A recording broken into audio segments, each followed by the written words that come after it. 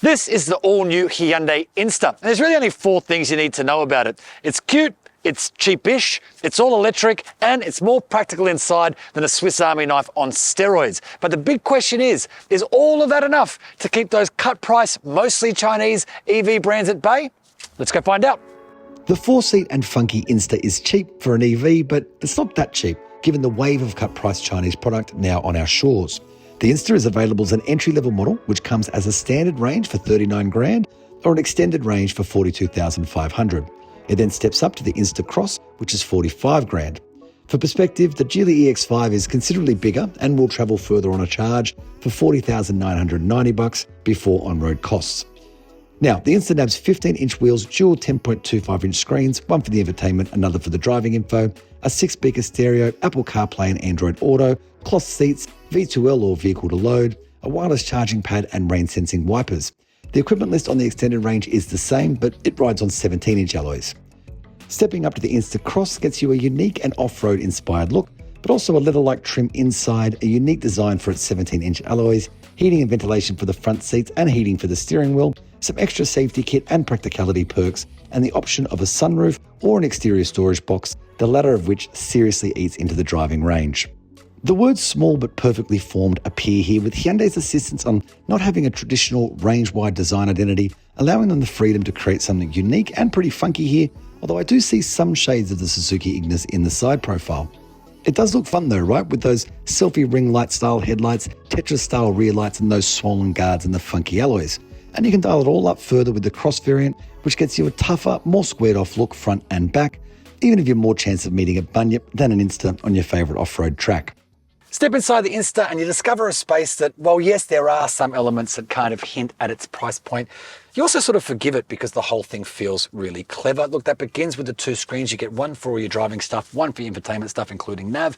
And thankfully, there are actual, real physical buttons for everything from your aircon controls to your radio, media, maps, all those kind of things. So there's no digging through the screen. Now, elsewhere, there's twin USB ports, but there's also plenty of really clever storage bins, including this wireless charge pad. And I absolutely love this bench-style front seat, which is also home to 2 cup holders. But there is a fairly big downside, and that is that while the car might feel longer than you expect, it doesn't feel any wider. And I had a passenger in here with me this morning, and it kind of felt like that economy seat thing where you were fighting over the armrest with your elbow. It's just not really a pleasant experience for a longer drive. But look, it is a small car, so I guess those things are unavoidable. Now, do you remember when I said that this thing was like a Swiss Army knife on steroids? Well, the back seat is mostly what I was talking about. Sure, the exterior dimensions aren't massive, but it's actually on quite a big wheelbase, and that doesn't just help it make it look and feel planted on the road, but it's also a boon for rear seat space. In fact, Hyundai reckons this thing's got more legroom than SUVs, a size and even 2 sizes bigger. So I'm 175 centimeters. I'm sitting behind roughly my own driving position.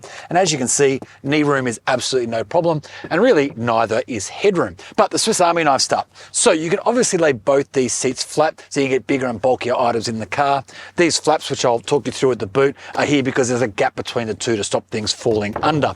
Now in the Cross variants, the most expensive cars, you can also lay these seats entirely flat, allowing for really big items to get in here with absolutely no problem at all. And not only is this rear seat on rails, allowing you to prioritize legroom as you wish, but there's also a pretty cool recline function, which goes back a fair way, meaning you can really stretch out and get comfy. Now, if there is a fly in the Inster's Practicality ointment, it's here in the boot, which opens to reveal, let's be honest, a pretty small space. And it's made a little bit quirkier by some of these extra additions. So for example, there's a couple of panels here that flap around. They're designed to sit over the seats when you put them flat. These are actually removable. And the idea is you can roll those seats right back or recline them right back and they won't get in the way. But all of it just makes accessing what little space there is a little bit awkward. Although there is, to be fair, another little storage space under the flat floor, which is home to like a charger and those kind of things. Hyundai Inster standard range kicks off power proceedings with a single front-mounted electric motor producing 71 kilowatts and 147 newton meters. Next is the extended range, which shares its outputs with the Inster Cross. Here, the front-mounted motor's outputs have been ticked up slightly, now producing 84 kilowatts and 147 newton meters. Now, those don't sound like big numbers, but then neither does the Inster feel particularly slow or underpowered. Standard range cars get a 42 kilowatt-hour lithium-ion battery, producing a driving range of 327 kilometers. The extended range and the Cross get a bigger 49 kilowatt-hour battery, increasing the range to 360 kilometers. Now, that roof box. Yes, it does look cool, but you're going to want to really need to carry stuff before you choose that option, given it increases energy consumption by 25%, reducing the Cross's range to just 293 kilometers. So the drive experience, and I'm actually going to start with something that actually isn't exclusive to this Hyundai Inster, but definitely applies here, and that is just how game-changing electrification has been for vehicles in this space. Generally speaking, in the old days, these would always feel under-engined. They'd have 4 or 5 speed gearboxes that always felt they were working really, really hard, or CVTs that were always droning, and you always felt like you were wringing cars like this neck to get the most out of them. But that's just not the case here. Electrification has helped so much that the Insta feels really smooth, really quiet, and in fact far more refined than you might usually expect in a vehicle of this size. Now, that's not to say that there is a tsunami of power underfoot, but every time you do plant your right foot, there is an instant surge of power, certainly enough to get you up and moving. And in fact, we were doing some overtaking at 80, 90 kilometers an hour, and the Insta had absolutely no problem at all. But perhaps the very best part about it is when you do put your foot down, there isn't that whine from the gearbox, that roar or over revving from the engine. It's just silent, smooth acceleration. It really is a huge, huge improvement over ICE engines in this category. Just one more quick thing before we get into the real drive experience here, and that is, I don't know whether you were hearing that chime telling me I was slightly over speed by a kilometre or two when I was delivering that monologue earlier, but now you simply hold down the mute button on the steering wheel and it mutes or unmutes the speed over limit warning, which is often the most annoying safety system in a modern car. That is also a very nice addition. So the actual drive experience, and we're taking the obviously electric acceleration out of the equation for a moment. Hyundai has done a really nice job of making this car feel more premium, and in fact, in some cases, bigger than it actually is.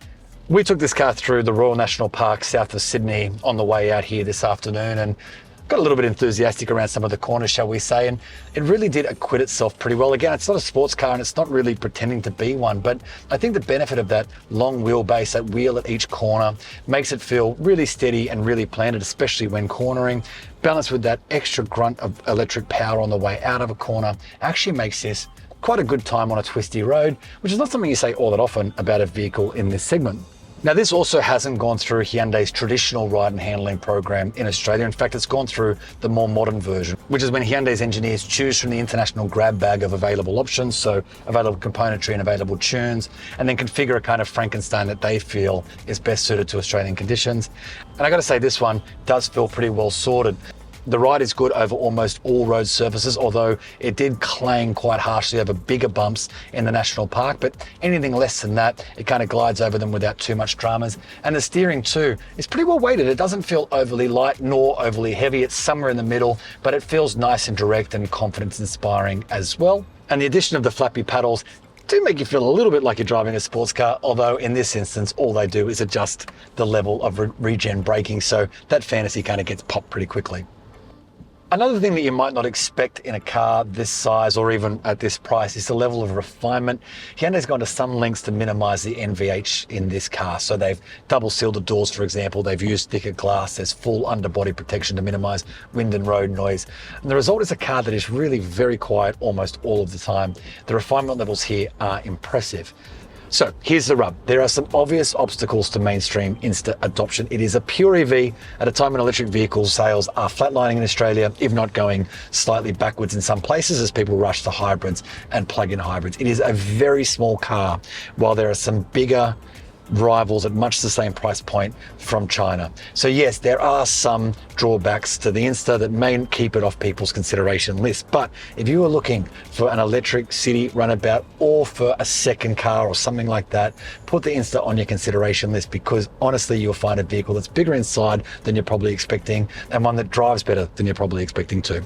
Insta is yet to be crash tested, but it does arrive with a solid safety offering, including 7 airbags, as well as active equipment like AEB, rear cross traffic avoidance, lane keep assist, and active cruise. The Cross then ups the equipment list a little bit more, including a surround view monitor, blind spot monitoring, and front parking sensors. The Insta delivers super long service intervals, requiring a trip to the service centre every 2 years or 30,000 kilometres. But each service is priced at $655. A Toyota Yaris Cross, for perspective, will see you visit the service centre twice as often, but each visit will only cost you $255 or $510 every 2 years. The Hyundai warranty is 5 years, unlimited kilometres, while the high voltage battery is covered for 8 years. Look, Hyundai know the Inster isn't going to be for everybody. Its driving range and its size basically mean it's going to be confined to the city. But those who do give it a go will find that it's actually quite a lovely drive and it's super smart inside. Plus, its mere appearance should make our roads a slightly more interesting place.